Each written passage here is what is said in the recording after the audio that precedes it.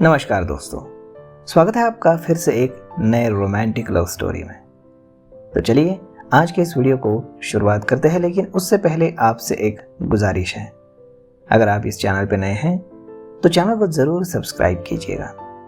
धन्यवाद।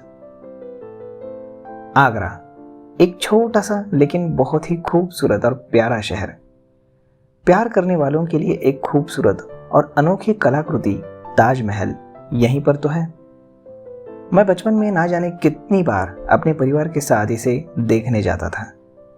दरअसल उस वक्त मेरे लिए यह सिर्फ एक सफेद पत्थर की बनी इमारत थी। मैं तो वहां सिर्फ बगीचे में घूमने और बाहर के खाने पीने के लिए जाता था।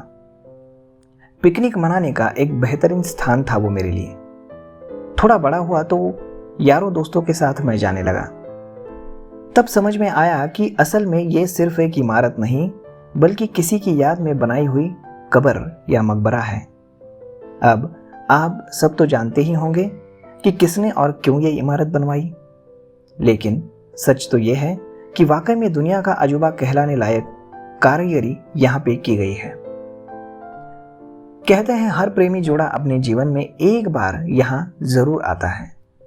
आप सोचेंगे मैं आपको ताजमहल के इतने सारे गुण क्यों बता रहा हूं?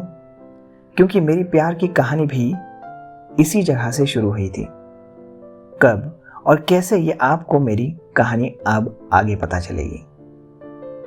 मैं आदित्य रॉय, उम्र 24 साल, आगरा में रहता हूं अपने परिवार यानी मम्मी पापा और एक बड़ी बहन के साथ। लेकिन मैं पिछले 2 सालों से दिल्ली में नौकरी कर रहा हूं। परिवार से मिलना अब मुश्किल सा हो पाता है। कोई त्योहार या फिर किसी दिन छुट्टी मिल जाए तो ही। कुछ दिन पहले मम्मी का फोन आया था। दीदी को लड़के वाले देखने आ रहे हैं। उन्होंने मुझे ऐसे मौके में वहां उपस्थित होने को कहा।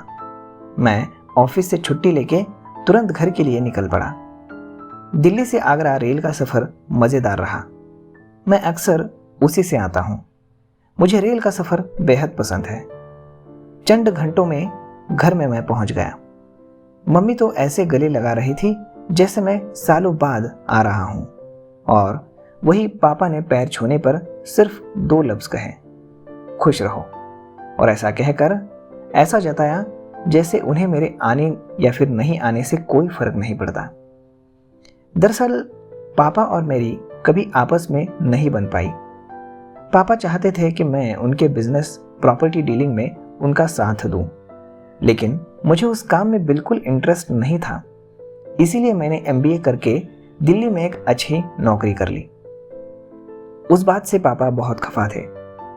खैर, मैं शुरू से ही अपनी मम्मी का लाडला रहा हूं, और मेरी दीदी अनु जो सिर्फ मुझसे 1 साल बड़ी थी, वो पापा की चमची थी।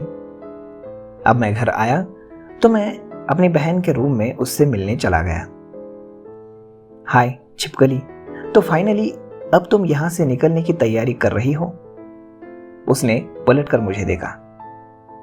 ओए बंदर, भूल जा, मैं यहां से जाने वाली नहीं हूं, और ज्यादा मुझे चिढ़ाएगा ना तो पापा को बता दूंगी। हाँ पता है पापा की चमची। अब तो पापा की धमकी देना छोड़।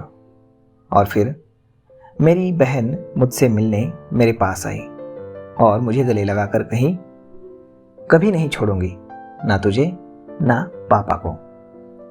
कहते कहते उसकी आंखों में पानी भर आया। फिर मैंने कहा, तुझे रोना भी आता है छिपकली? जरा देखो तो। फिर मैंने उसकी गर्दन को ऊपर किया और कहा, एक बात बोलूं, तू रोते हुए बिल्कुल अच्छी नहीं लग रही है, और अभी तो सिर्फ देखने आ रहे हैं, रिश्ता पक्का थोड़ी ना हुआ है। ये आंसू अपनी विदाई के लिए बचा के रखना। विदाई? माय फुट, मैं कहीं नहीं जाने वाली। अच्छा, मत जाना। अभी तो रोना बंद कर, वरना वो आर्मी ऑफिसर समझेगा कि मैंने रुलाया तुझे और बंदूक लेकर खड़ा हो जाएगा।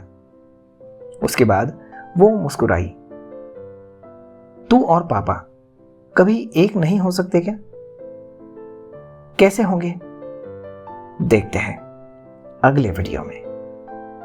दोस्तों, अगला वीडियो भी बहुत ही रोमांचकारी होने वाला है, और मेरी जो लव स्टोरी है वो तो अभी शुरू होने वाली है। फिर आगे आपको पता चलेगा कि और मेरे साथ क्या क्या होगा। तो मिलते हैं अगले नए वीडियो में, तब तक के लिए धन्यवाद।